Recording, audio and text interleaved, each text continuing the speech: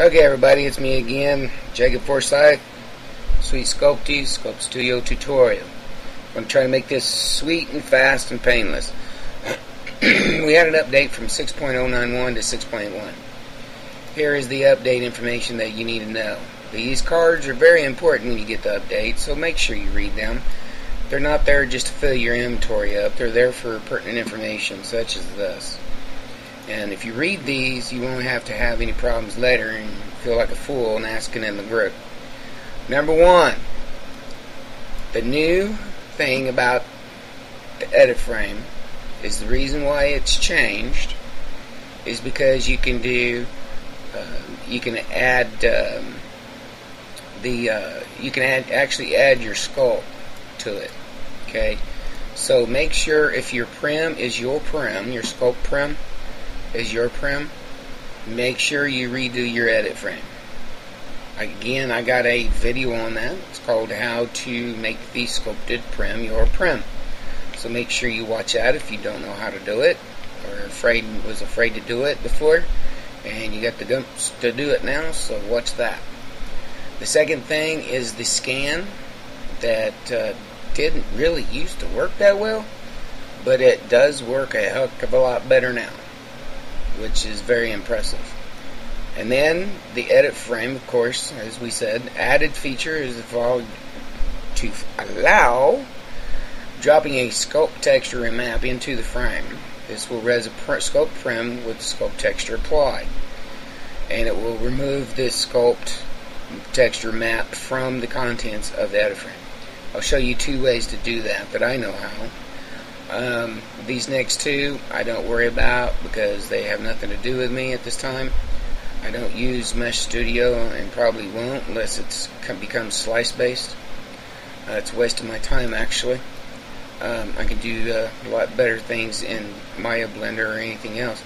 The next thing we're going to cover is removed viewers from the accessory box. That was kind of a no-brainer because they didn't work after a couple versions ago. The next thing we're going to talk about is the fixed resing of multiple frames. That was just a little bug that got fixed. I told him about that, I don't know, probably a couple weeks ago. I don't know if anybody else noticed that or not. He acted like he didn't know it. And then the last thing we're going to talk about is fix the resing of points in the slices. And I'll kind of give you an example of how it did before. If you didn't notice it before, I will give you like an example of what it did before. So let's get started. I'm going to try to put these all in one video. And the next video we're going to talk about the sculpted prim. We already covered that. And so we're going to go scan. I'm going to show you how to do that. Then we're going to go to the edit frame, how to drag and drop your texture. And then the resing or the frame problem, I'm going to show you that. And then I'll give you kind of a hands-on to show you what this used to do as opposed to what it does now. So let's go ahead and start with those. Okay, I got my prim at the top up here, and what we're going to do is we're going to go ahead and edit or scan this box.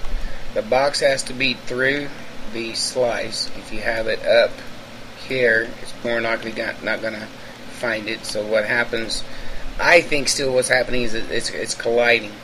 So we're going to go ahead and click on, we left click our slice, and then we click scan, and then scan. And as you see, these points will come out and they'll collide with that box to know where the sides of that box are.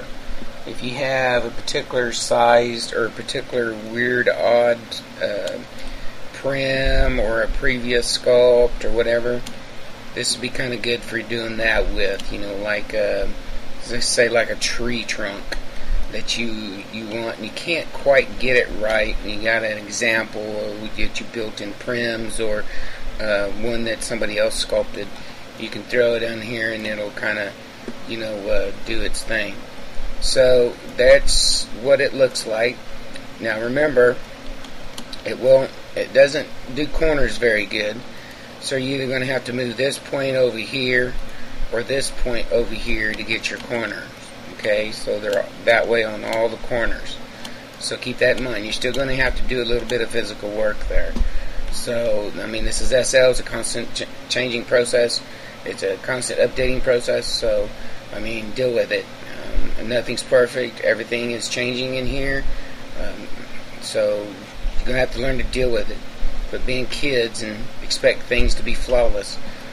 If you want flawless, go to heaven. Because nothing down here on this earth is perfect. So, but anyway, that takes care of that one, and I want to move on to the next one. I want to re-res another stack. I'll be right back. Okay, the next thing we're going to talk about is adding a sculpted texture or map to the edit frame. So basically what I'm going to do is I'm going to go ahead and kill these, and I'm going to drop my Avanti wheel in. If I can find it. And while this is resing, I'll let it res and I'll be back. Okay, I got my Avanti wheel resed. You can see back there. And I'm going to show you how this works. So all you do is you just click on your map and you click the edit frame, and if you need to, you auto adjust or whatever. You know, you auto adjust and then sculpt and then go get your sculpt, bring it in world. You don't have to click the sculpt prim. Okay, so we'll just cancel out of that. Oops, I didn't want to do that.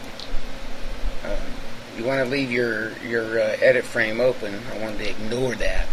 There we go. Okay, two different ways you can do this. You can actually take your sculpt and drag and drop it in there, or if you on a PC, hold your control key down. See how see my orb? Hold your control key down. Take it, drag and drop. See how it turns orangish red? Just drag and drop it in there, and then let off. And then poop, there it comes. It's just that simple. You don't have to do anything, add anything, or anything like that. Just drag and drop it in there, and there's the wheel. And then you're done.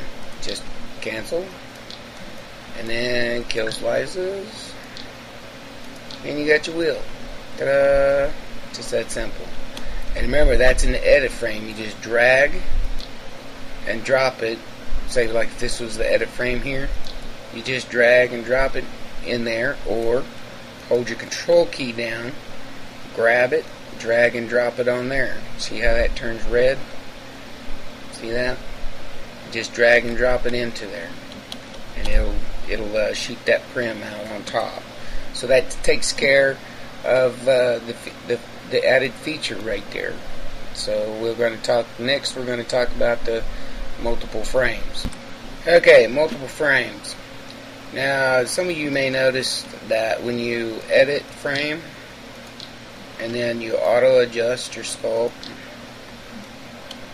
and you click on Sculpt Prim or whatever, and then you come back and you find out you need to make adjustments, you'll take that frame and get it out of your way, and then make your adjustment, and then you click your mat again and edit frame. Well, that frame stayed out while a new frame came out. Now, if you do that, this one will disappear, and the new one will come up 10 by 10 by 10. So that one over there disappeared, and this one came up. So that's fixed. So hopefully that will take care of that, and we'll work on the next item, which is this one right here. Alright, now what I want to talk about is the fix the points in the res slices. Before this update, when you edited a slice that was larger than 20 by 20, it would do this here. It would start, 0, 1, and 2, and then start going out 3, 4, 5, and what you see over here is the result of that. It goes out this way and then comes back like 60 meters. Why? I don't know. But today, with the final of this, I'm going to show you what it does now, which is a lot better. I got my prim up there, so I can have something to anchor on to show you. If we go 60 by 60 and then edit that slice, I'll anchor, you'll see the slice going around as it goes around. You can look up here on the mini map if it stays caught up. It just goes around and makes the points, all 32 of them, around the edge instead of way out in BFE. You can't even hardly see the points because they're so small. But another bug is if you go over 40 meters, that's over 40 meters, you won't be able to resize your points. However, if you take that slice over here like this and resize them to 1 meter, it's because it's within that 40 meter range. Okay, so that's one way of getting your points to grow, for lack of a better word, is to just move the slice where it needs to go. You know, the kind of the center of the slice. It doesn't have to be right on edge, but you know, just close, because that's what it's looking for, is the center of the slice, because everything is done from the center of the slice, or center of a prim. All scripts work from the center of the prim. So we'll put it about right there, make our points 1 meter, and then move it back. And there's our points. Or, if you want to do it the old-fashioned way or hard way, you can make this slice, let's say 10 by 10, or 30 by 30, since it's 60 by 60.